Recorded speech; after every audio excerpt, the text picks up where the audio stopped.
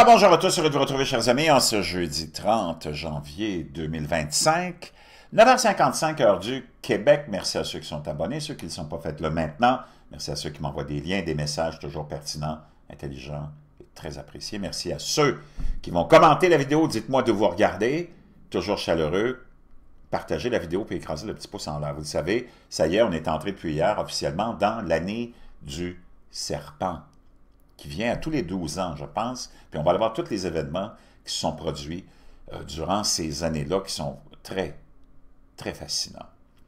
Maintenant, tu le sais, on est en période de transition hallucinante, de changement de cycle profond, qui font en sorte que tout va être perturbé. Tu le vois, ta politique, l'économie, le système humain, on nous emmène vers le transhumanisme, le contrôle, le big brother que tu pensais connaître, c'est rien comparativement à celui qui s'en vient, tout étant complètement en effondrement total, en changement aussi, gros combat d'une période de 1000 ans à peu près entre le bien et le mal, on est dans une autre nouvelle phase là-dedans, 60 élections l'an dernier qui ont amené le pouvoir entre les mains de d'autres entités que celles qui représentent le globalisme, le mondialisme, le satanisme et la dépravation.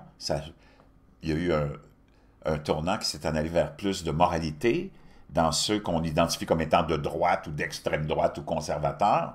Donc, énormément de changements.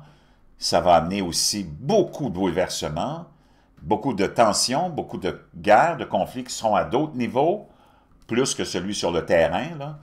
Et quand il y en aura sur le terrain, ça va être surtout des attaques d'infrastructures, des cyberattaques. Attends-toi à beaucoup de perturbations concernant tes systèmes d'aqueduc, tes systèmes de réseau électriques qui peuvent tous être attaqués via des cyberattaques. Et ça s'en vient.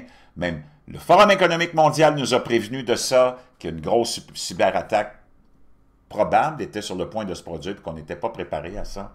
Et j'en passe et j'en passe et j'en passe. Le cycle solaire aussi, qui semble être pas mal prêt à nous envoyer un événement majeur. Puis tu as vu en 2024, on a eu l'éclipse solaire, on a eu des alignements de planètes hallucinants. Il y a plein de volcans qui sont en... Il y a tellement de choses. Parce que tout ce qui nous entoure, le système solaire, les planètes, ont tout un impact et sont toutes... On est tous entrelacés, hein? Tout est entrelacé. Il n'y a rien qui est indépendant et solitaire. Tout a une action, tout a un effet. Et je peux te dire une chose, il faut se préparer. Ce que je vais te partager, là, c'était publié ce matin. Tu le sais, on a parlé de la comète Apophis, qu'on attend pour le 13. Imagine, vendredi 13. Je ne me rappelle plus quel mois, mais je pourrais te le trouver. 2029, je pense, ou autour de ça. On parle de tellement de choses. C'est comme, wow, tu le sais, on te prépare à quelque chose. On a des super volcans qui sont en activité, qu'on attend aussi, qui sont en développement pour une éruption majeure, qui sont cycliques. On a les campiflégriers qui viennent de connaître de nouvelles activités magmatiques. Et ça avait causé, en 79, après Jésus-Christ, où les planètes étaient alignées comme elles l'ont été le 24 octobre 2024,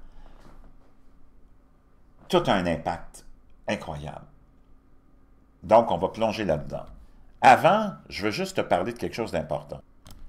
Dans tout ce qui s'en vient, dans tout ce qu'on va vivre, qui va être vraiment bouleversant, c'est important, puis c'est un message que je te lance. Tu fais ce que tu veux avec, mais de commencer à te préparer pour ce qui s'en vient, parce que c'est certain qu'on va vivre quelque chose qui va changer et qui va nous amener dans une espèce de situation d'urgence. Et il faudra que tu te nourrisses. Plein de gens, tu vois plein de chaînes qui commencent, puis il y en a qui sont très populaires, des gens qui s'appellent comme des prepping, des preppers, qui se préparent pour un apocalypse à venir ou des événements comme ceux dont je viens de te parler. Puis, si tu n'es pas préparé, il va falloir que tu te prépares parce que il va falloir que tu fasses face à ça. Tu ne peux pas faire face à ça pour des années et des années, mais ça se peut que ça dure que quelques jours ou semaines, on l'espère pas plus, quand tu auras une panne d'électricité causée par une attaque ou une tempête solaire, il faut penser à se préparer. Stocke-toi du papier, des allumettes, des briquets, stocke-toi de la nourriture sèche, ça c'est important, déshydratée. Moi, je croyais pas vraiment en ça, mais il faut que tu te nourrisses, là. Il va falloir que tu te nourrisses. Et tu as, celui que je te suggère, c'est celui-là, une espèce de kit de survie, comme on les appelle, hein? Espèce d'approvisionnement alimentaire d'urgence standard pour 30 jours pour une personne, et c'est de la nourriture de survie. Il suffit d'ajouter de l'eau, tu as 200 portions, ça semble être un produit de très bonne qualité. Moi, j'ai commencé à me préparer, et je te laisserai le lien dans la boîte de description, mais tu en as plein d'autres. Tu as d'autres ici pour...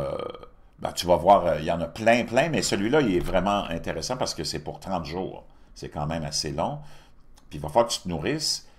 Tu ne pourras pas te nourrir d'herbe. Ça se peut que tu aies une petite réserve dans ton congélateur, dans ta maison pour différentes choses, mais ça, c'est déjà des produits qui sont quand même assez intéressants, variés, et qui vont t'amener aussi du goût.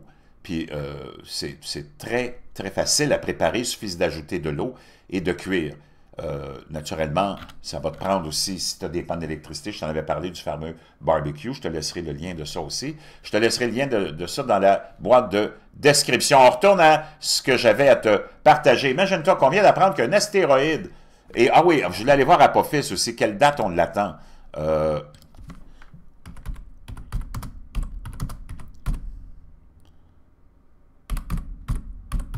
Tu vas quand même assez sauter là-dessus.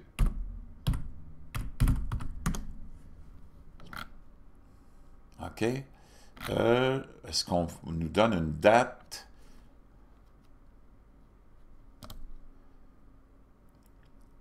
« 2029. En 2029 et 2036, mais on l'attend pour le 13, le vendredi. Et vendredi 13 ici, tiens, je l'ai. Hein? Apophis, qui est le dieu de la destruction. Ah, tu te demandes comment ça fait qu'il l'appelle comme ça? Ben, l'astéroïde Apophis, dieu de la destruction, s'approchera de la Terre en 2029 et pourrait rencontrer, il pourrait avoir un impact, et on l'attend le vendredi 13 avril 2029. Rien de moins lorsqu'Apophis, anciennement connu sous le nom de 99942, se rapprochera de la Terre. Le plus de la Terre, il deviendra si proéminent au-dessus de notre planète que ça pourrait être très, très, très dangereux. Il va être tellement proche qu'il va être aussi proche que tes satellites apparemment, ou presque, on parle de presque, je ne sais pas, d'une dizaine de milliers à peine de kilomètres. C'est vraiment fascinant. Imagine-toi, que tu le veuilles ou non, là, on ne l'a pas inventé. Ça, c'est space.com, le vendredi 13 avril 2029. Un astéroïde de Noël, récemment découvert, pourrait entrer en collision avec la Terre. Un rocher plus large qu'un terrain de football pourrait avoir un impact dévastateur s'il heurtait notre planète, ce qui, selon les scientifiques de la NASA, est possible. Un astéroïde de la largeur d'un terrain de football, ça a été publié ce matin, là, OK? Le 30 janvier, ben, la fin de la soirée hier, parce que ça vient du Télégraphe, là, en Europe.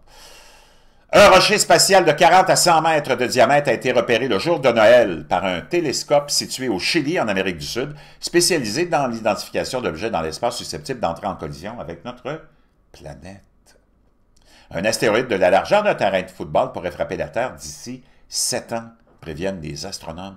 L'analyse du rocher et de son vol a révélé qu'il s'éloignait de la Terre à environ 38 000 milles par heure, mais que son orbite l'amènerait à proximité de la Terre vers Noël 2032. Ça, c'est si on n'a pas été frappé par l'autre de 2029.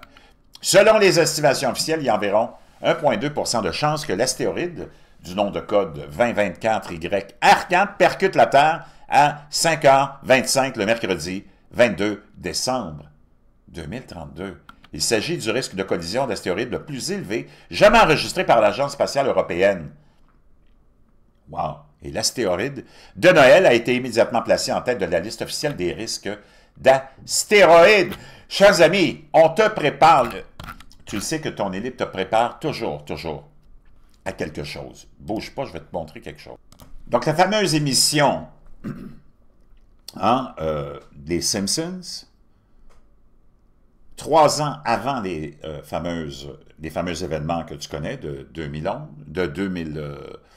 du 11 septembre 2001, dans un des épisodes, on avait le magazine, un journal de New York, où on te montrait ce que ça coûtait probablement pour te promener en autobus, là, mais regarde, 3 ans avant les événements, tu peux faire ce que tu veux, c'est juste pour le plaisir qu'on fait ça, là, de divertissement. New York, autobus, 9 $, puis tu as les 2 taux qui sont là, qui représentent comme un, je sais pas, un 11, le 9, le mois de septembre, je sais pas.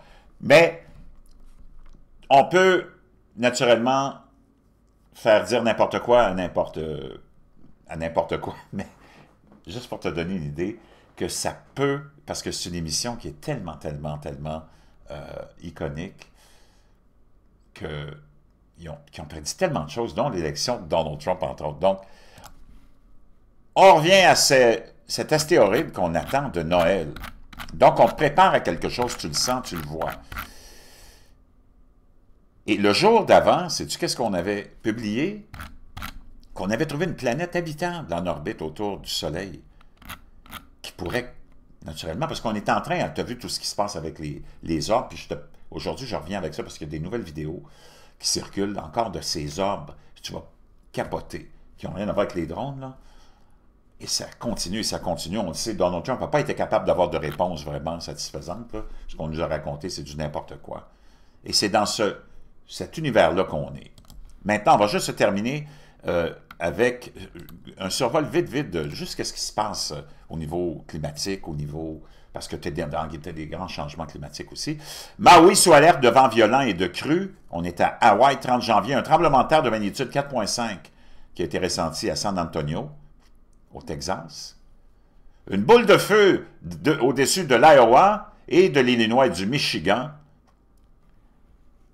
Et on a des crues, on attend des tempêtes hallucinantes, importantes rivières atmosphériques pour les États-Unis. Il y a eu des inondations au Brésil, la tempête Éowyn qui a frappé l'Europe, du magma caché découvert sur les volcans endormis de la chaîne des Cascades.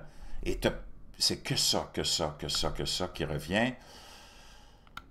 Un astéroïde aussi d'une taille d'un terrain de football a une chance sur 83 d'impacter la Terre en 2032, même les Watchers en parlent. 2 volcans les plus actifs d'Hawaï partagent une source de magma commune. C'est que ça. Chers amis, wow! Les super éruptions se produisent sur des étoiles semblables au Soleil environ une fois par siècle. Une énorme boule de feu vue au-dessus de l'Espagne fait briller aussi fort que la Lune, la lumière, et j'en passe, chers amis. Wow! Tempête de froid et de neige historique en Floride. Un sismologue met en garde contre un énorme tremblement de terre qui frapperait le Moyen-Orient le 25, ou plutôt en février 2025. Un sismologue, le fameux Ogerbitz, qui nous avait prédit le fameux tremblement de terre de la Turquie, qui était d'une puissance hallucinante, ben lui, il met en garde qu'au mois de février, il y aura un tremblement de terre d'une magnitude de 7,8 ou plus qui frapperait le Moyen-Orient. Je ne sais pas, mais moi, je te dis, prépare-toi. On nous prépare à des choses parce qu'on nous le prépare de façon subliminale, on nous le prépare de façon, prédictive. Ou comme disent les Anglais, watch out.